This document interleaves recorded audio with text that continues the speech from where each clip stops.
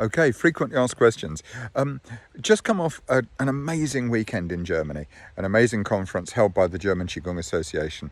And how are you supposed to feel after that? It's a really interesting one because when you're in the space and you're surrounded by other people who love Qigong, you're surrounded by amazing practice. Everybody is so supportive. There's so much community in the space.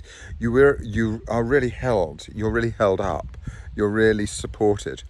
And being there tends to be very easy to do. Some people will find it more difficult and people will need to take time for themselves, but generally you're in a very different space to your everyday space. And then you come out of here and you return home or return to wherever you've come back to.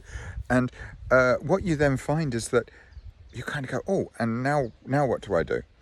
Well, I think it's really important to recognize that these spaces are so important in inspiring us, but it takes time to process what happens. It takes time to allow the ideas, to allow the experiences to actually come back and stay with us as something that is genuinely part of ourselves, part of our practice, part of the way that we live.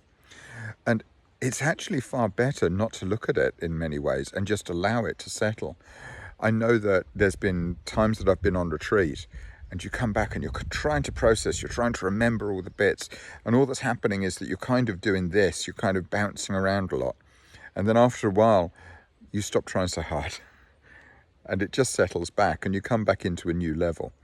So I think the trick is to allow yourself to come back into a new level. You don't need to hold on to everything that's there.